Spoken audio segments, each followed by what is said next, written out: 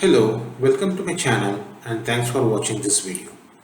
My name is Rama Subramanian. I have 20 years of experience in the IT industry and today I'm going to talk about the issues in implementing access tokens provided by Microsoft Azure AD using identity and access management to maintain the state between this client browser and the server.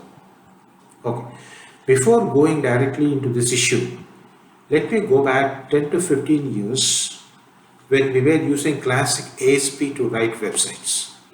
So these classic ASP websites authenticates the user and then the Internet Information Server, which is used by these classic websites, generates a session ID and sends it back to the client browser and also store it into the server. Okay, this session ID is available both in the Internet Information Server and also in the client browser.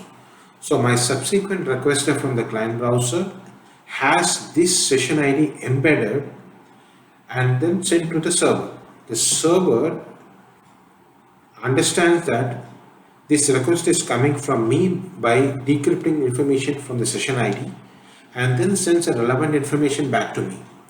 So this is how the state is maintained between my client browser and the server during those days.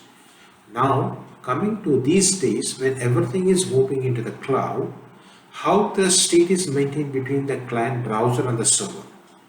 So the answer is provided by Microsoft. It says that we can use the Microsoft Azure AD provider access tokens for maintaining the state between the client browser and the server. So this access token is available in the form of JSON Web Token, JWT. So it has three parts. One is a header, the other one is the payload, the third one is a signature. So the header has information about what kind of encryption mechanism that is used to encrypt this token and other information, blah blah information. And then the payload has the information that we are going to pass it to the server, for example, my user ID, to the target system. The signature is arrived at by using both the header and then the payload. Header and the payload combined together forms a signature, right? So if you are able to tamper the header or the payload, the signature will not match and then the target system will refuse to use this token and will not send the information. So the signature is built using a private key which is very private to the Azure AD server and also public key. So you don't have access to the private key to build the signature and hence you cannot change the payload or header and also the signature. It is no way you can tamper this signature. Okay, so this is how security is implemented. But now just think about this. I'm going to use that website. I log into the website, then I get this access token which has my user ID in the payload, and then I'm going to call an API using this access token. I'm going to send the access token as a bearer token to the API through the authorization header, and then the API decrypts the token, gets my user ID from the payload, and then sends me the information pertaining to that user ID, that is me. It sends me all the information, personal information to me. Now what happens when a colleague with a malicious intent get access to my access token? He takes a token to his machine. He sends that to the postman, to the API. API server is very innocent.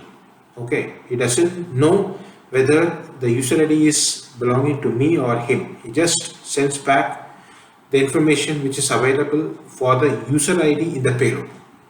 Okay, now the hacker is able to see all my personal information. How to avoid this? Right? This is how you should be very careful in implementing the your logic. You should be very careful. So in this situation, our user ID should not be embedded in the payload. Instead, our user ID should be accessed dynamically by the API. When I call the API service using my website, I should not send the user ID. The user ID, my user ID should be dynamically fetched by the API server using any other mechanism. Say for example, server variables. I'm giving you one example, right? Server variables, we can use the server variables in the classic ASP or ASP.NET to get the user ID. So that kind of thing, I should be able to implement it in order to avoid the hacker is getting my information. Okay, hope you have understood what I was trying to say. If not, please send me an email. I'll be happy to help, happy to share information with you. Okay, thank you. Thanks for watching.